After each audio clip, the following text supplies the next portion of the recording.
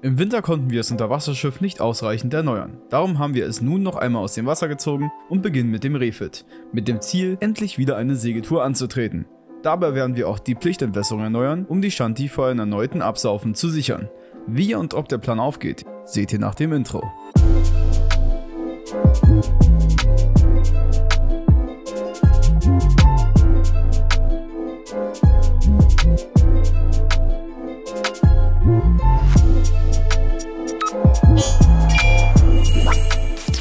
Letztes Mal ja eine Rundberührung mit dem Ruder gehabt und deswegen ist es hier wahrscheinlich auch ein bisschen undicht. Das wurde jetzt angeschnitten und da kommt dann wieder Epoxy-Primer mit 2K rauf und dann noch der Silberprimer noch und Fouling im Endeffekt. So soll es das gewesen sein. Jetzt erstmal noch das ganze Bootreich wieder etwas anrauen, damit da überall Fouling mal raufkommt, frisches. Und ja, das ist das, was wir hier machen und dann kommt es hoffentlich in kurzer Zeit wieder ins Wasser, damit man auch noch dieses Jahr segeln kann.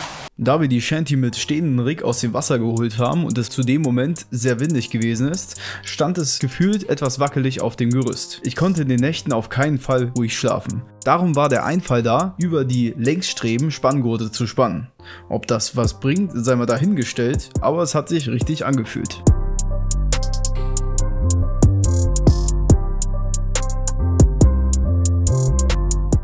Also für heute bin ich definitiv fertig geworden. Bis auf den Kiel, da kommt der Morgenartige zum Einsatz. Die Backbordseite, da bin ich jetzt noch nicht so weit gekommen. Jetzt zum Abend, das ist fast 22 Uhr, es ist dunkel.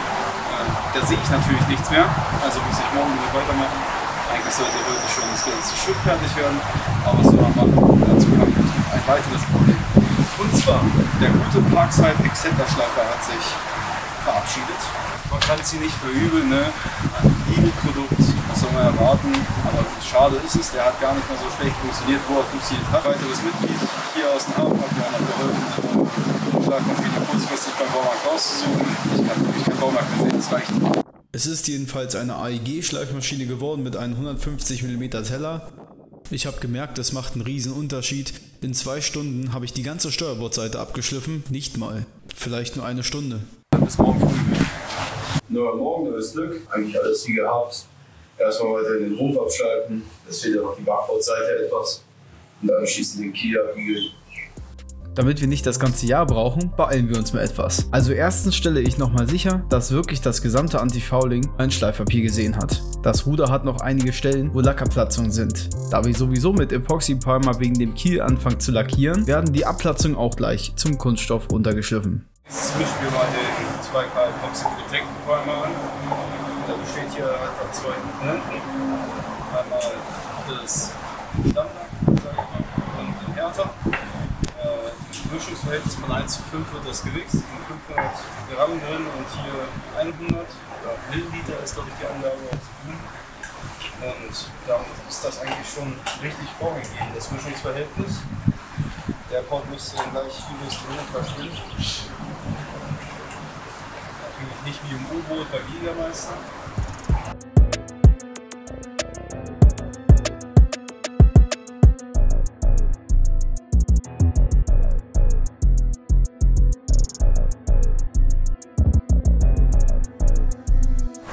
Ganz wichtig, dass der zweikomponentige Primer, den wir jetzt hier drauf machen, nicht auf einkomponentige Flächen kommt.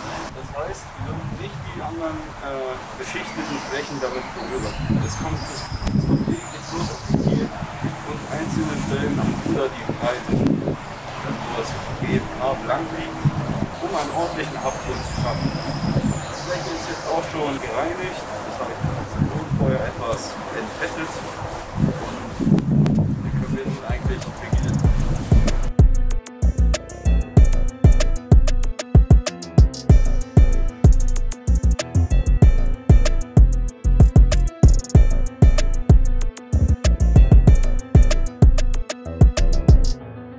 So, ich bin jetzt fertig geworden mit den Streicharbeiten und ich denke mal, das Ergebnis ist ganz gut geworden. Ich habe dabei jetzt auch nicht die anderen Lackschichten übermalt.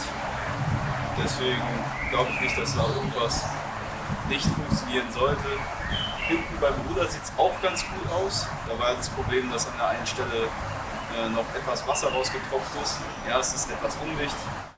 Bei alten Kunststoffrudern ist es wohl eine weit verbreitete Krankheit, dass Wasser in dem Laminat ist. Das ist natürlich nicht schön und nur mit viel Aufwand zu beheben. Oben am Ruderschaft ist wohl meistens auch die kritische Stelle, an der Wasser eindringt. Eigentlich ist es erstaunlich, dass das Ruder nach dem Crash beim Slippen, wie vor 2 Videos zu sehen, noch gut aussieht. Da hatten wir wohl Glück im Unglück. Hier beim Ruder haben wir das Problem, dass es ungefähr hier auf der Stelle undicht gewesen ist. Das konnte ich jetzt auch nicht ganz so schnell beheben. Irgendwie wollen wir ja dieses Jahr auch noch segeln. Deswegen habe ich vorher mit Druckluft etwas versucht, das Wasser zu verdrängen, damit es nicht sofort wieder anfängt zu tropfen. Und einfach den Primer draufgepackt. Das ist natürlich nicht so vorgesehen und ich hoffe, es hält, aber es muss ja auch bloß ein bisschen Winter halten. Der Rest scheint eigentlich ganz gut funktioniert zu haben. Bisher löst sich auch noch kein anderer Lack ab. Hier habe ich leider etwas mal übergemalt, aber ich glaube, das ist auch bloß eine Primer-Schicht gewesen, die eigentlich auf 2K sein muss. Deswegen sollte es vielleicht nicht so das Problem sein. Und sonst darf ich jetzt bis morgen früh warten, die andere Lackschicht aufzubringen. Also das wird dann der Silberprimer sein. Der kommt dann über diesen Primer, womit man dann einen guten Verbund hat, damit einen vernünftigen Haftgrund für das Anti-Fouling schafft. Dann sollte das eigentlich auch relativ wasserdicht sein und vor allem korrosionsbeständig. Genauso am Kiel, beziehungsweise 1, 2 Stellen, die mir noch nicht so am Schiff gefallen haben, werde ich damit auch noch benetzen. Und ja, was bleibt uns heute noch zu tun? Eine Sache, und zwar hatten wir immer auch bei der Überfahrt das Problem mit der Pflichtentwässerung. Dazu muss ich jetzt noch einen Bohrer mit einem 40er Durchmesser organisieren. Und der Anschluss oben, der sah eigentlich gar nicht schlecht aus. Da ist uns nämlich aufgefallen, dass der richtig gut gelötet war. Und den werden wir auch wieder verwenden. Und bei dem unteren Verbindungsstück gab es eigentlich auch keine Schwierigkeiten. Das Rohr war einfach nur zu alt und zu korrodiert. Deswegen ist da wahrscheinlich das Wasser reingelaufen. Dann sollte das Problem behoben sein. Als nächstes werden ein paar Schichten von dem Silberprimer aufgetragen. Bleibt nur zu hoffen, dass es nicht gleich wieder regnet.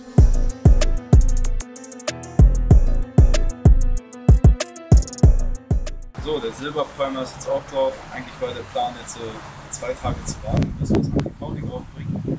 Aber da es dann wahrscheinlich ein bisschen knapp wird, das Rohr noch zu Wasser zu lassen am gleichen Tag, wird es heute auch noch drauf kommen.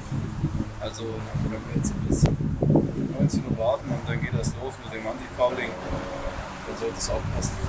Ich bin jetzt an der offenen Stelle vorher 3 bis 4 Mal rübergegangen. Das sollte auf jeden Fall für eine schichtige jetzt reichen.